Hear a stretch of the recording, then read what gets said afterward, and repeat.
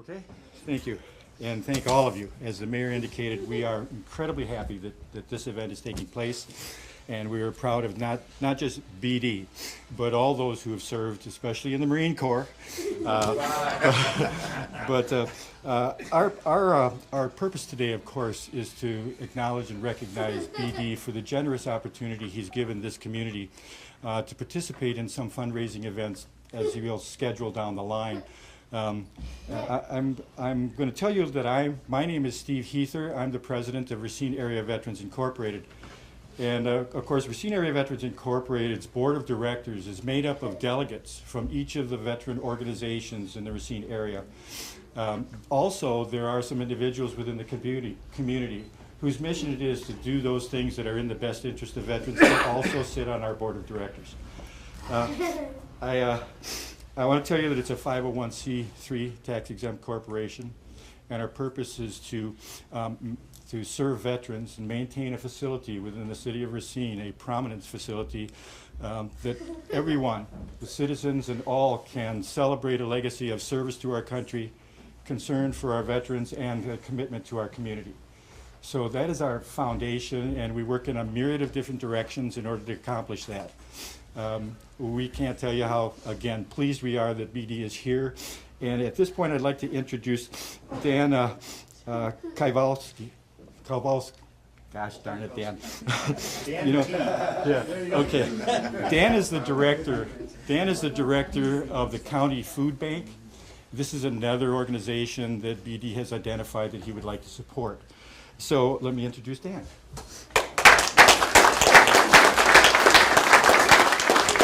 Thank you, Steve, for that introduction. And most folks know me as Dan T because I've got this long 11-letter last name that people struggle with. So, but I want to take this opportunity to thank Steve and to thank BD and the mayor for including us in this.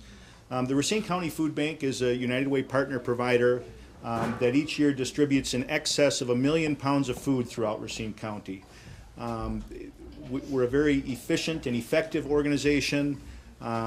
We have the equivalent of about 2.3 full-time employees, so you're looking at just under half of our staff right now.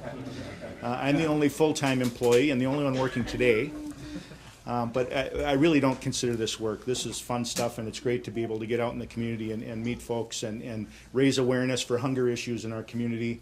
I will say that Racine is a wonderful community to live in.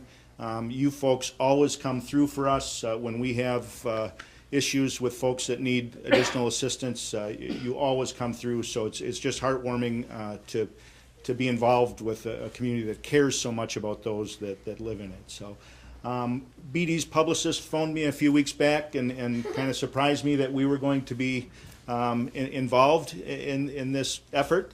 And we're thrilled with that. They were originally, I think, going to do it at City Hall. I suggested this venue. I think it's more appropriate, and there is a bar downstairs. My background's in the hospitality industry, so I have a great relationship with folks that offer those services in our community as well, and they've been great supporters of the food bank too. So with that, thank you for inviting me and including us in this wonderful event, and I'll turn it back over to Steve.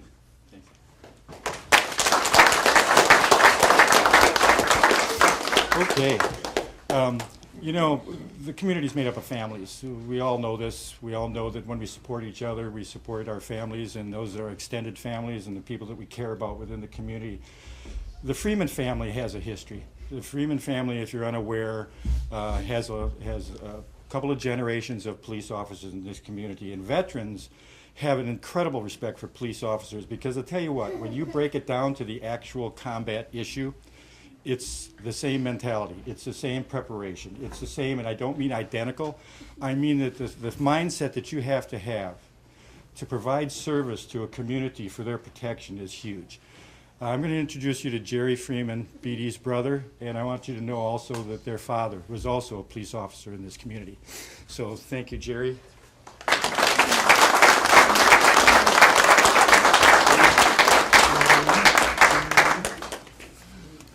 Hello, everybody. All right. Good afternoon, ladies and gentlemen, family and friends, honored guests. Today is a great day not only for BD, but for our entire family. In 1945, our grandparents, that was Finest and D Freeman, came here to Racine, Wisconsin from Mississippi with their 3 small boys. That was Finest Jr., Willie, and Russell.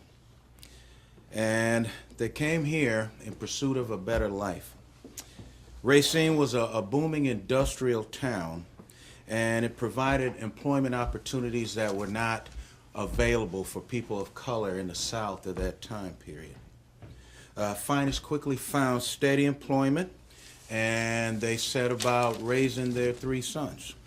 The boys grew to manhood and soon ventured out to make their own respective marks in the world. Our father, Willie, joined the Air Force and served in the Korean War. Coming home from the war, he soon met and married a lovely young woman named Patricia Edwards. And from their union, 7 children were born.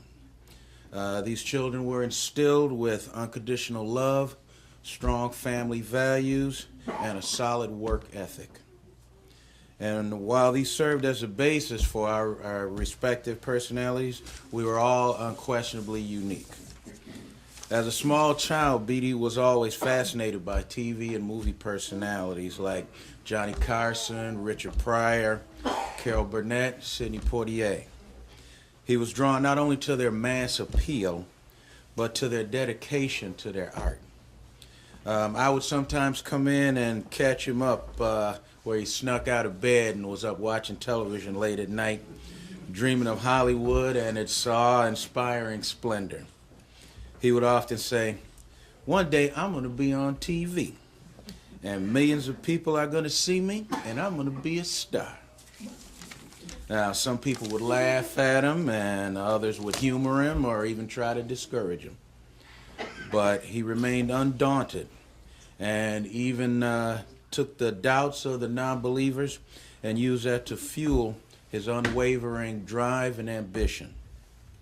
He formulated a plan and contingency plans that would generally be reserved for a much older person, and he was doing this when he was just in his early teens. At the age of 17, he enlisted in the Marine Corps, and this gave him an opportunity to travel the world, see dozens of countries, and meet literally thousands of people.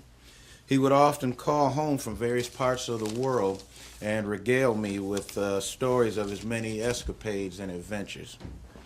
He served honorably until a line of duty injury forced him to leave the Corps, after which he enrolled himself in college to continue his education. After leaving college, he decided it was now time to pursue his dream of being a Hollywood comedian in earnest. He began attending open mic sessions at comedy shops around the country, supporting himself as best that he could.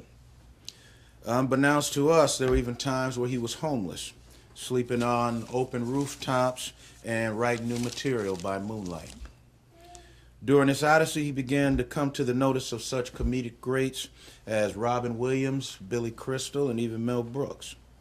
Impressed with his talent and his tenacity, and perhaps seeing that same fire that they themselves possessed at the onset of their respective careers, they were happy to each give him some invaluable advice on how to hone his skill, which he devoured as if it were actually tangible things. His notoriety grew. However, there was a peripheral but crucial element missing from his life. Then one night after a show, he met an attractive young woman with piercing eyes and a heartwarming smile named Lori, and he knew he had found that missing piece of the proverbial puzzle. Soon they were married, and with Lori's love and constant reassurance, he charged forward with renewed vigor. His phone began to ring with greater frequency and larger venues. Then one day, VH1 called with an offer to audition for a show called The Greatest Show. And B.D. showed up, showed out, and the rest, as they say, is history. B.D. was honored with several months ago as he was contacted by Chief Art Howell of the Racine Police Department and other committee members to host a policeman's ball. We were additionally honored when Chief Howell advised our family that our father, the late Officer Willie Freeman, would be a focus of honor at this event. BD, Chief Howell, Mayor Dickert, the committee members, and sponsors made the ball a rousing success. And it is the aforementioned parties, many of which are responsible for this event, of which we are here for today. I love and admire my little brother. I admire him for his never say die spirit, his kindness and his generosity, for his ability to find something good in every single person that he's ever met. I know our father, his brother, our Uncle Finest Jr., and our grandparents are smiling down from heaven today with overwhelming pride at his achievements. For this, as I said earlier, is an honor not just for BD, but for our entire family and all our many friends. Ladies and gentlemen, I'm proud to present the recipient of today's Key to the City, my little brother, D Freeman.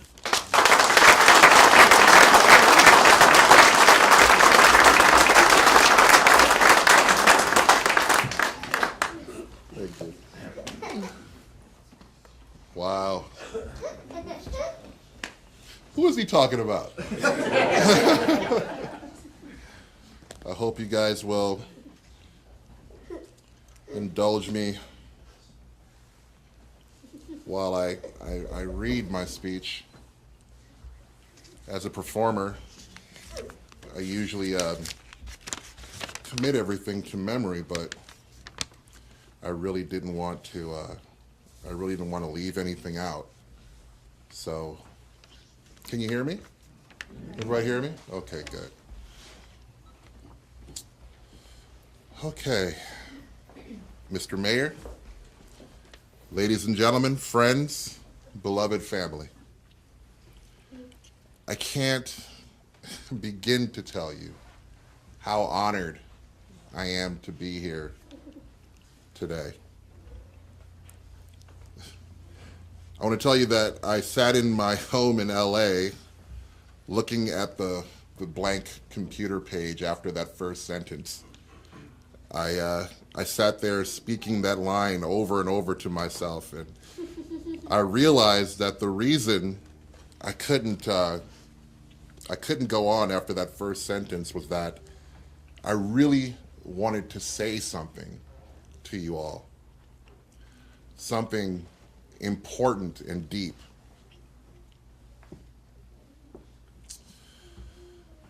I'm a fairly young man,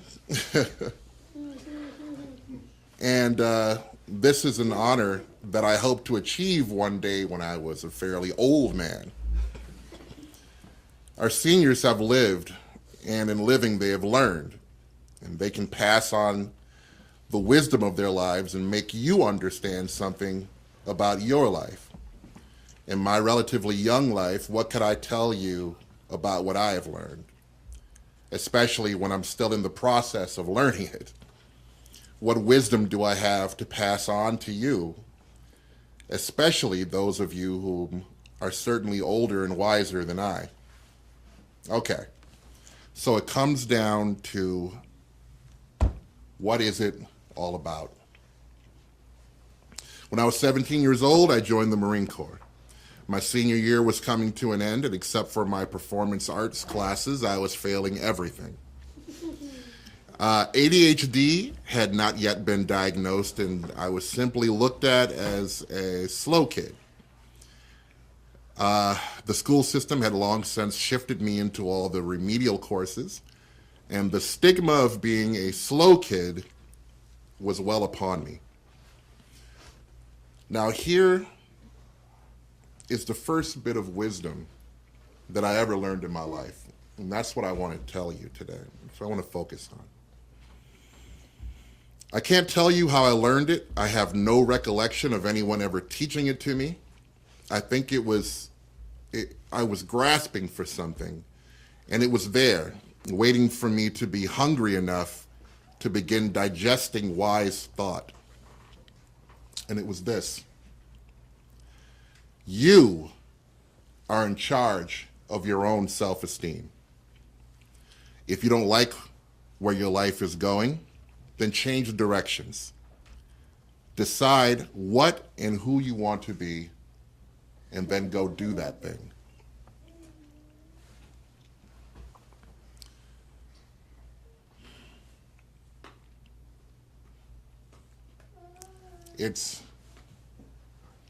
That was the first thing that I really understood. Something that really came to me and that I've been able to hold on to. But there's no person,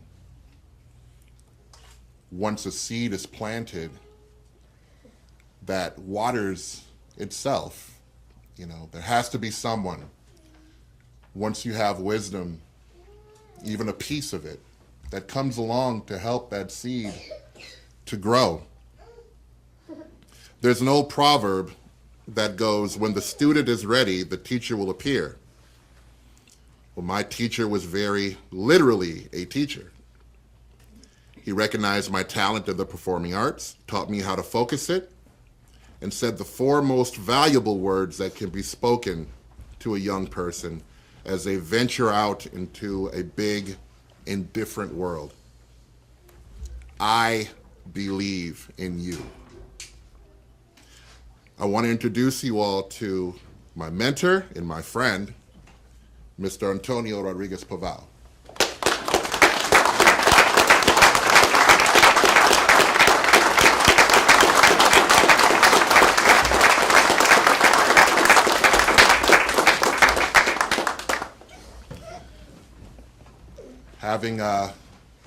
I hope that everybody has a Mr. Paval in their life.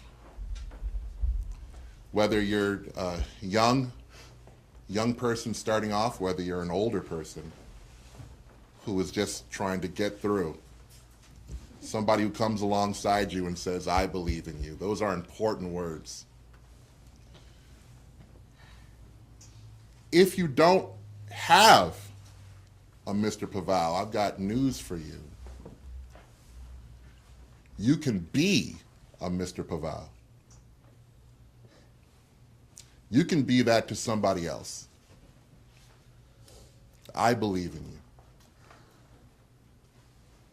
To be able to come along someone else, to be able to come alongside someone else and be someone that waters that seed. That's important. My son Arthur, who's right here, on his 18th birthday, I wrote him a letter. I won't read you the whole thing, but I did give him some advice. And I felt like I wanted to share that with you all in closing.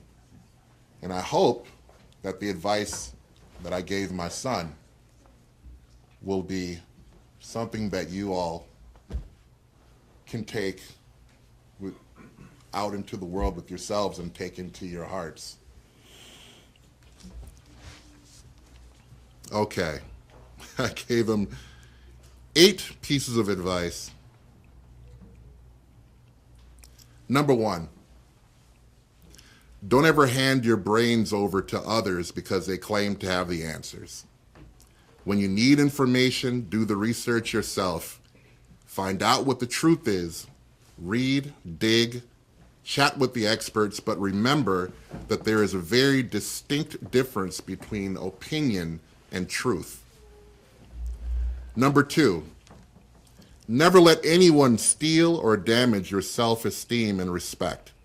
There will always be people who thrive on making themselves feel bigger by making someone else feel smaller. Give these people none of your time. 3, work hard. Working hard has become a lost art. When you work hard, you not only distinguish yourself among the flock, but you become a better, more evolved human. Assign a high value to working hard. Number 4, choose carefully whom you choose to spend your time with. This is very important because you will eventually become like them.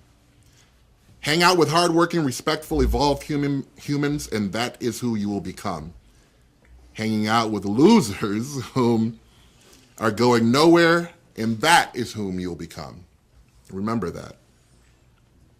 Always work to better yourself is number 5. Evolve, move forward. Just as the complacent body will become fat and out of shape when not exercised, so does the mind and spirit.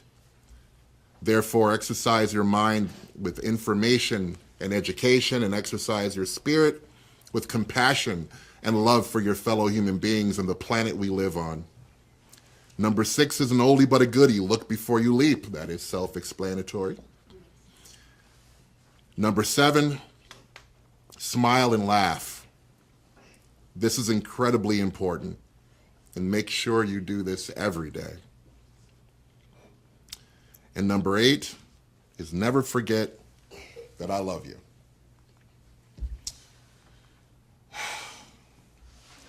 Reason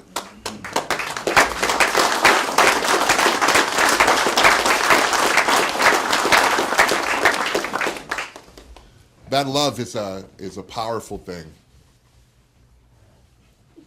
People use it a lot today. In Hollywood, people are, oh God, I love you. Oh, I love you.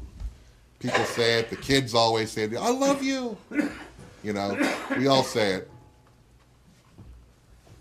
We've got to put the passion back into that word and meaning back into that word of love. Because I do love you. I love this town. Hollywood is a big, wild, strange, crazy ride. And you cannot survive it unless you can stay planted somewhere. Planted in your roots. My roots are here. That's why I wanted to come back and do my part. The Veterans Association with the Food Bank. This is going to be an undertaking for me. I just signed a massive deal for my own late night talk show. And so this is my last season at VH1, and I'll be moving on to my show, to my new show.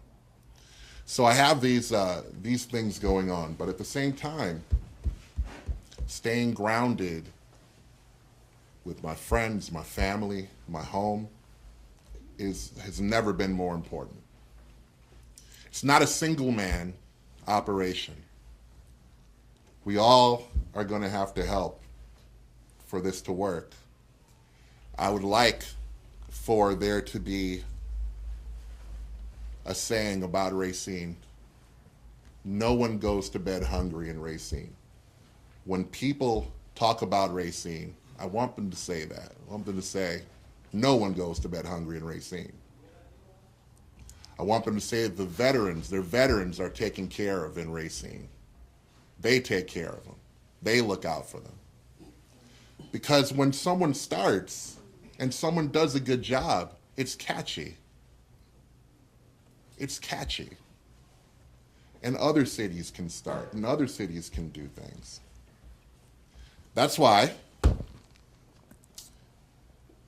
for us, what I want to do is with my new show, and again, this will be an undertaking and it'll take some time, but with my new show, I'm going to bring it here once a season to Racine live, and the proceeds from the show and 100% of my pay for that night will all go to those two charities, to the veterans and to the food bank.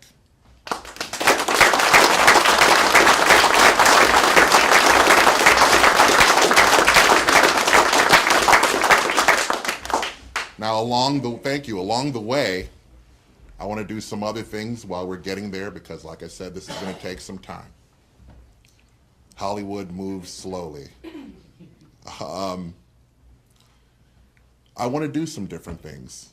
I want to do karaoke parties. I want to come and do a little stand-up. I want to do some different things. And it's going to take us all getting the word out. It's going to take us all working together to get people motivated to come out to these things so that they can bring food or a little donation, you know. For the food bank, just bringing a little food out, just everybody coming, showing up, and bringing some food. We can fill that food bank. We can fill it. And and with the veterans, if everybody just, you know, a little check, a little cash into the box, you know. Don't get that big lunch the next day, you know. Don't get the big expensive coffee that week. And we can do something. And we can put away some money. And I hope also that it'll be catchy enough eventually that when I'm not here, when I'm doing what I have to do in Hollywood, that these things keep going, that people keep this going. I don't know how it's all gonna look. I'm gonna try my best. And I hope that it'll all turn out well. I believe in you. I believe in Racine. And I believe that we can do this and that we can be successful. I thank you so much for having me back. I want to thank the mayor. I want to thank the city council. I want to thank the city of Racine. I want to thank my family. My mother's here. All the way came down from... She came down from Mississippi, all the way down on the train. So send me on the train. I like the train. All the way up. I'm sorry, up. I'm sorry, I'm a victim of the American educational system. I'm just... Hey, we're number 17, right? Okay. My brother is here. My brother Jeff right there with the very intellectual, the glasses there. And my niece Wendy, my wife. I mean, I look around the room and I see my little brother Sean, whose birthday was yesterday. His lovely wife Raquel. I see y'all looking. I see you guys turning and looking, and y'all better not look at her, man. You know? And my cousins and all these different people, friends like Jerry back there, and Brian over here. I mean, it's really wonderful. And honestly, this is receiving this great honor and it happening at the same time that I get the dream of my own show, my own late night show. It all intersecting together is one of the greatest moments of my entire life. And I honestly, from the bottom of my heart, honestly, I thank you. Thank you.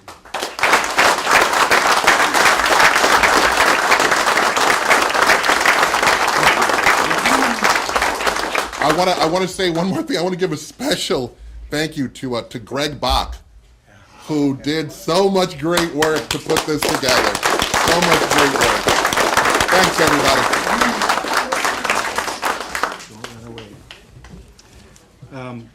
Obviously, we feel strongly about Beatty, and what he said today was just even more than what we had anticipated. It was not just assistance and a contribution of his efforts to raise funds for these organizations, but also that which you gave your son as the 8 points were poignant, absolutely incredible.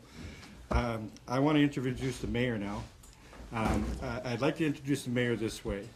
The veterans community has some struggles. It has had struggles for a long time. The food bank struggles continuously, you know, to make sure that they have enough for those who those who come in or need those kinds of issues.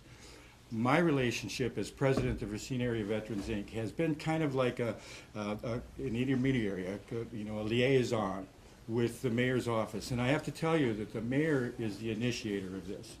I have not gone to the mayor. He has come to us. Okay, he's come up with some ideas that might make the sustainability of this facility an easier process.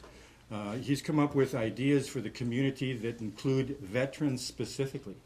And the details of these ideas, I'm sure that you will find either have already been in the paper and such, but when it involves veterans, the mayor calls me. And we talk about it, and I really appreciate his involvement in the mayor's community, in the veterans community. So I'd like to introduce Mayor Davies. Yeah, Mayor Davies. That's how old I am. That's how old I am. Owen Davies. That's good. Thank you, sir. That was like 3 generations ago. What just happened? This is the TV time warp. And we're back in the Brady Bunch era. Mayor Davies Bump, as we call him. Bump, yeah. Well, great mayor. And he'd been here for quite a while. I think he'd been here for about 10 years serving as mayor. He was a veteran And also. he was a veteran as well. And when it came to all the events, Bump was the first one out with the tickets, selling tickets to everybody. He's a great man, a great mayor, and we miss him a lot. My name's John Dickert. It's all right, Steve.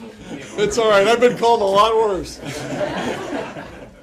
First of all, I want to tell you that we're kind of here on hallowed ground. This is the home of the veterans. And when veterans want a place to go and relax and get away, this is it. So we are in a pretty special place. I know the CVSO is here. Thank you, sir, for being here. We appreciate it very much. It's a blessing to have you here. I want to thank our president, Ray DeHaan, is here from the City Council, and also Chief Howell. Chief, thanks for doing everything that you do. Absolutely.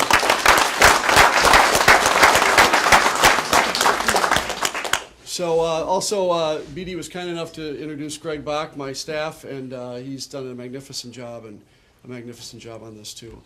A couple months back, we're at the policeman's ball, my wife and myself, and we're having a blast and doing a little dancing, and somebody says, I want to introduce you to this guy. And I said, I've never met him. So we started talking, and he talked about giving back. Now, he's out in LA, and let's be honest, from Racine, that's like being in Japan. It's a long way away.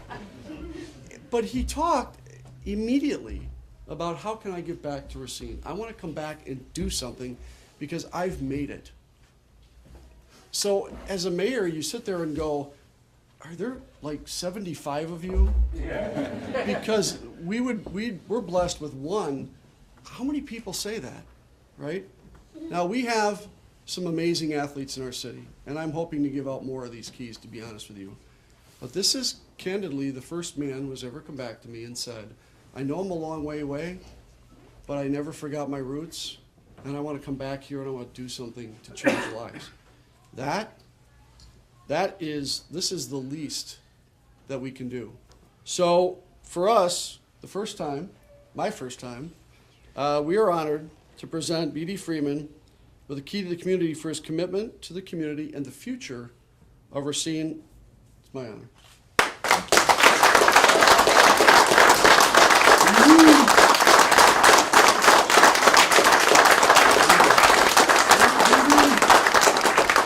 Now, he doesn't know about the next part. Because not only do I get a badge, but, I got a little bit of authority around here, right? I'm going to jail, right? Chief, you got the ones on the back? That'd be great. Yeah. We got this old warrant Yeah, for you, we Mr. got Freeman. this is a warrant for us. 1977. Were you alive back then? 77, man. No, probably not. I'll be the worst person in the world. I'm out committing crimes. I'm 3. Well, we talked about that schooling. So it's also my pleasure because I get to do this. This is an official city proclamation. Whereas D Freeman shines as an example of a success story who is returning home to forge a new partnership with the Racine area veterans and the Racine County Food Bank. And whereas BD served as a Marine, and though is no longer in service, he works with the Wounded Warrior Project, as well as Strength in Service, giving back to those who gave so much for our country. And whereas the son and brother of police officers, BD supported our finest by hosting the Racine Police Officers Ball in 2014, lending his talent to a great cause. And whereas today we say, welcome home, BD, with this proclamation, the key to the city. So we recognize his determination, his success, and his positive influence, but most importantly, his unwavering pride in Racine. So today, I get to thank him for all he's done and look forward to the bright future that we're going to have as partners, and proclaim today, as Mayor of the City of Racine, D Freeman Day.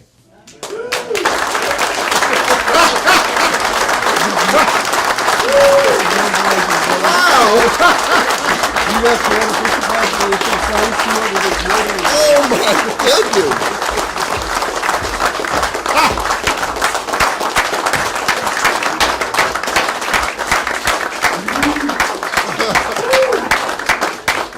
Wow!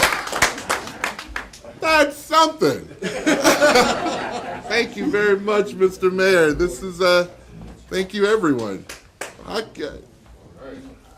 What kind of words can you say to that? I was, you know, when things like this happen, I can't help but think to myself, do they know I was a kid in the high waters? You know, do they know I was the kid who was like, you know, not passing anything except for my performance classes? Like that. Like, do they know what a big nerd I was? Like, you know, this is We still love you though. Oh, thank you. This is it's the greatest honor. It's the greatest honor I've ever received besides being a husband and a father. I don't have the words. I know I'll look back on this later and I'll say, I should have said that. You know, but right now I don't have the words.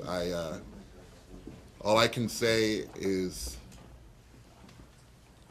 people say it a lot.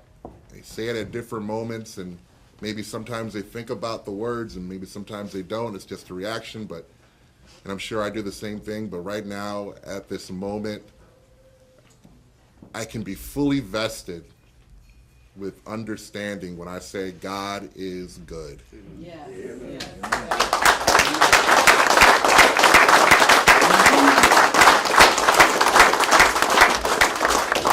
Wow. I don't even have my own day. Yeah, every day is Wow. So, next year on March 28th, I'm going to come rob you all. You